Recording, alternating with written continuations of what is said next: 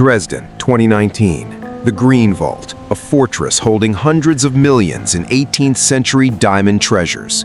Without warning, the city grid dies. A strategic transformer explosion kills the cameras, the alarms, and the palace's entire security net. This wasn't a glitch, it was a surgical blackout. Welcome to Neutrix Vision. We're tearing down the 2019 Green Vault Heist, a high-stakes smash and grab that humiliated German authorities. Forget high-tech cyber hacks. These guys arrived with hydraulic cutters and raw, calculated aggression to carve through the palace in under 5 minutes. The vault was a sitting duck. With the system silenced, the crew had a hyper-limited window to execute the hit. Who were these ghosts, and how did they bypass one of the most secure grids on the planet? The clock is ticking. Let's get inside. The palace's perimeter wasn't just physical, it was a psychological wall. The thieves knew the historical layout inside out, bypassing the main gates entirely. They focused on a single reinforced window on the ground floor, shielded from the street view by the darkness of the power outage. It was a surgical, calculated approach that ignored the bells and whistles of the museum's main entrances. The team deployed hydraulic spreaders, the same tools used by firefighters to crush cars, to warp the iron window grates. They didn't cut them, they pried them just enough to slip through, leaving the facade looking mostly undisturbed.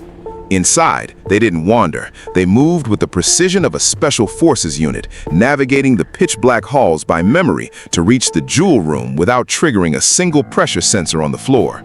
It was a masterclass in low-tech efficiency. By avoiding the laser grids and motion detectors that rely on electricity, they turned the museum's security lockdown against itself. They were ghosts in the machine, moving through the royal palace as if they owned the building. With the path cleared, they were now standing mere feet away from the most valuable collection of 18th century treasures in the world. The jewel room was their target, a space protected by high-security laminated glass cases.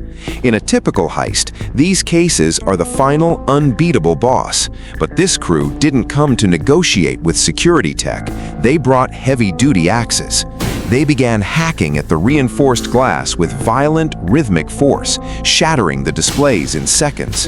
The sound of shattering glass in the dead of night was deafening, but they didn't care. They were on a strict 5-minute countdown. As the glass gave way, they grabbed the 18th century diamond sets, pieces dripping in history and worth millions, and stuffed them into bags with frantic, high-octane speed. They ignored lesser artifacts, targeting only the highest value items that would define their payday. This wasn't a stealth operation anymore. It was a pure, chaotic smash and grab.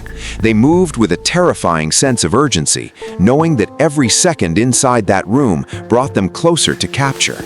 With their bags heavy and the vault gutted, they pivoted toward their exit point, leaving a trail of broken glass and royal history behind them. The loot was not just cash, it was history. The thieves snatched 3 distinct sets from the Green Vault's collection, including the legendary Dresden White Diamond and the Saxon White Brilliant. These weren't just shiny rocks, they were 18th century masterpieces commissioned by August the Strong, designed to cement his status as the most powerful monarch in Europe. The sheer audacity of the selection was staggering. Each piece was part of a priceless, unified set, making them nearly impossible to sell on the open market without being immediately flagged. By targeting these specific treasures, the crew didn't just steal money, they tore the heart out of the collection, knowing full well that they were taking items that belonged to global cultural heritage. The value was in the hundreds of millions, but the risk was even higher. These jewels were so famous that they were effectively hot, unmovable through any traditional black market fence. By grabbing them, the crew had signed their own death warrant with international law enforcement.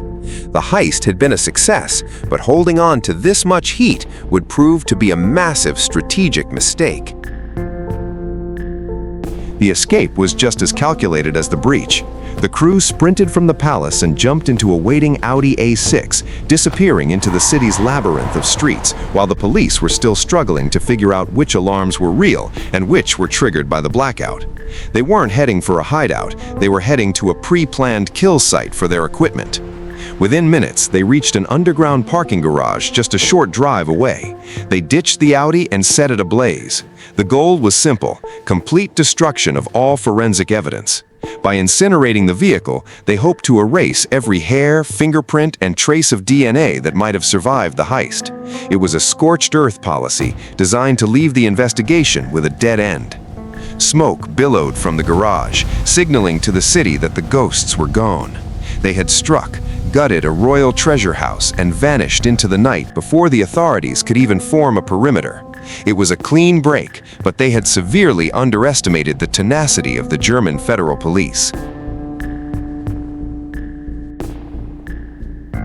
For months, the investigators faced a brick wall. The Audi was a charred wreck, and the security footage was useless. But law enforcement started tracking the criminal underworld with obsessive precision. They didn't look for the jewels, they looked for the people who had the connections to move them. They started mapping the hierarchy of Berlin's most notorious crime syndicates.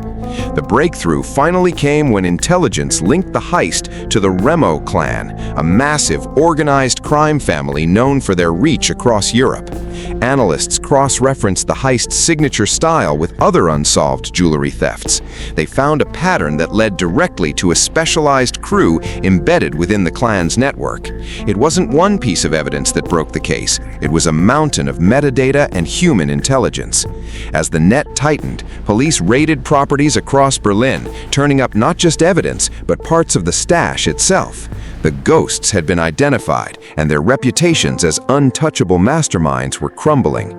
The investigation shifted from a desperate search for clues to a targeted takedown of a criminal empire. The final chapter wasn't the total loss the thieves hoped for. After high-stakes negotiations and relentless pressure, a significant portion of the stolen jewels was recovered in a surprise drop-off, though some priceless pieces remained damaged or missing. The culprits eventually faced the full weight of German justice, receiving heavy prison sentences that turned their legendary payday into years behind bars.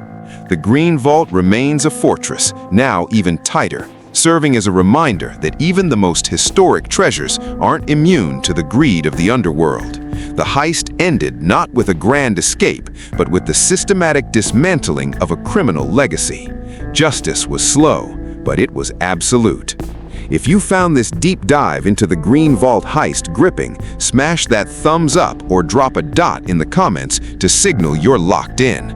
We're digging into another unbelievable story next time. Stay tuned. This is Neutrix Vision, signing off.